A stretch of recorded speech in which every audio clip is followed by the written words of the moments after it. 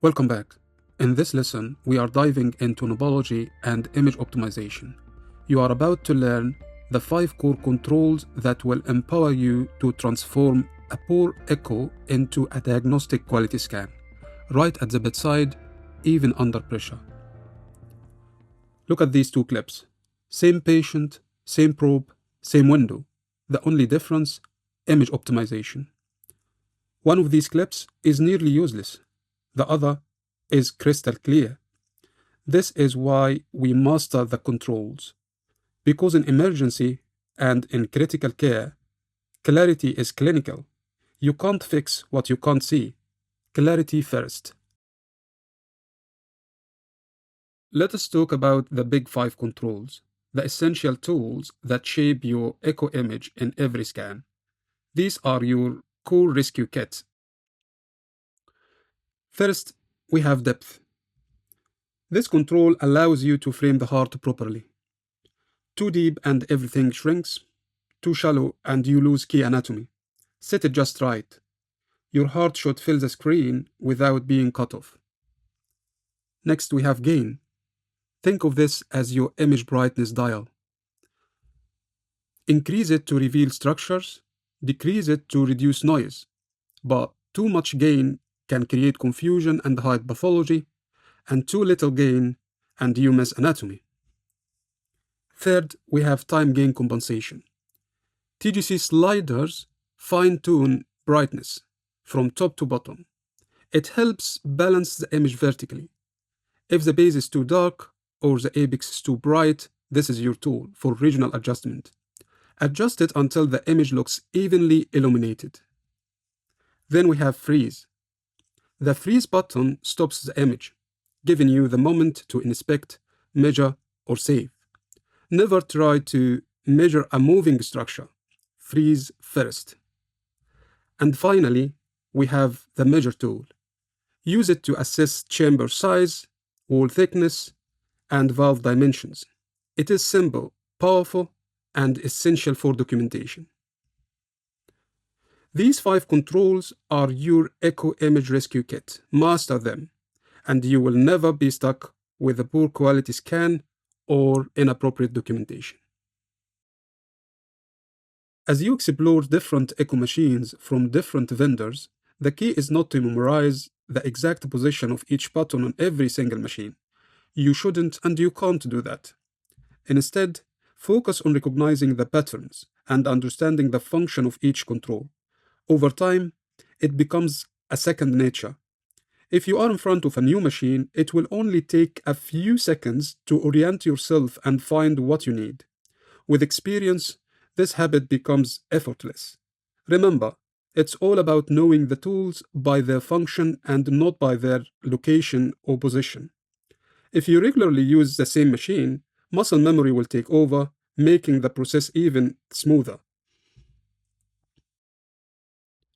One of the most common rookie mistakes, randomly twisting all the knobs, hoping the image will fix itself. But that only creates chaos. Instead, take control. Know what each knob does, and more importantly, which one to adjust first based on the image problem in front of you. This isn't a guesswork, it's a precision. Master the big 5 and the chaos disappears. Let us deep dive in each of these functions. Depth. As we said, depth frames the image.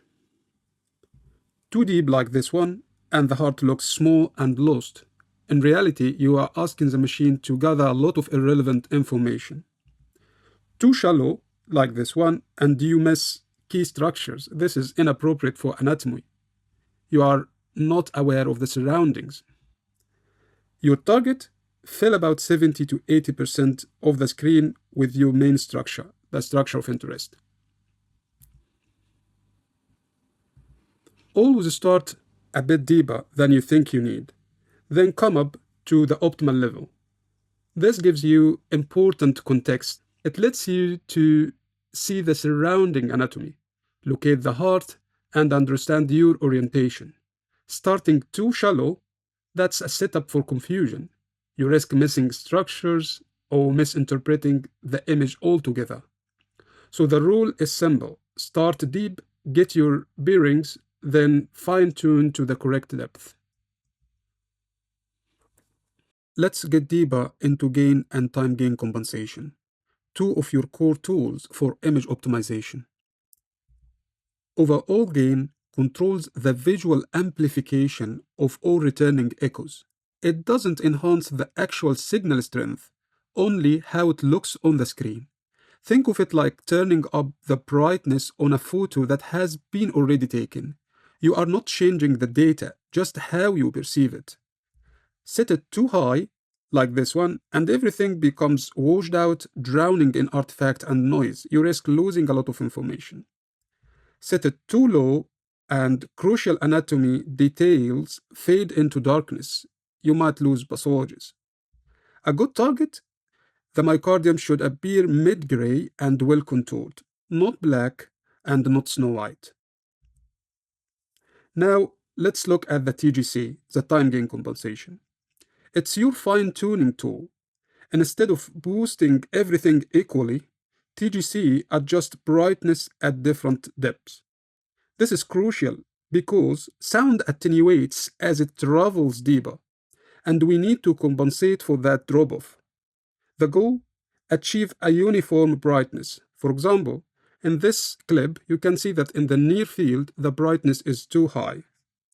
With adjusting the sliders in the near field, you can achieve a uniform brightness throughout the image, like the one on the right, from near field to far field. You don't want a bright base or a dim apex or any kind of non-uniform appearance in your clip.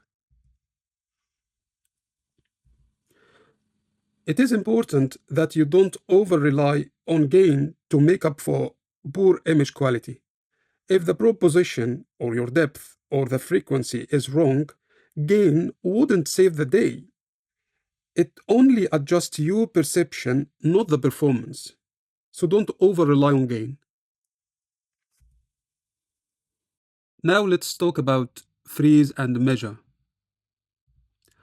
Once you have the perfect view, hit freeze. This captures the best frame, for example, the LV at end diastole. You can achieve that clearly by the scroll button, by the trackball, to just go back and forth until you make sure that you are at the perfect spot that you need. Then at that time only you can measure. So only on a frozen image should you use the measure function or the caliper function. From there, the caliper function or the measure function allows you to take your basic measurements. Start simple: left ventricular end diastolic diameter, pericardial space, or IVC diameter. As a simple rule to prevent mistakes, don't ever try to focus on measurements on a live clip. Always scan, reach the perfect moment, then freeze, scroll, target your spot, then measure, and that's how you use the sequence every time. When you are scanning at the bedside, use this simple 4-step optimization loop, the DGFM. D for depth. Frame your target. Use it first. G for gain. Brighten just to clarity. F for freeze. Log the best moment. Then M for measure. Get your numbers. In resus, speeds matters, so you need this workflow. Remember it. DGFM.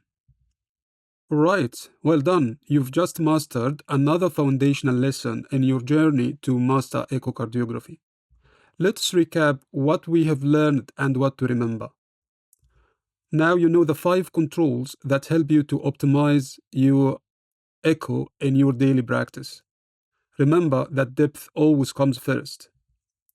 Now you know when to adjust and how to adjust your image, but don't over-rely on these buttons, particularly if your image has poor acoustic window. It's not the culprit. Now you know what good looks like, and remember this workflow on the bedside echo. D for depth, frame your heart. G for gain, brighten just to clarity. F for freeze, log the best moment, then measure. Using DGFM will help you in your early steps. Wonderful. That's another lesson that we've just finished, and next up is another foundational lesson which is very crucial in your journey, the scanning environment. I will see you there.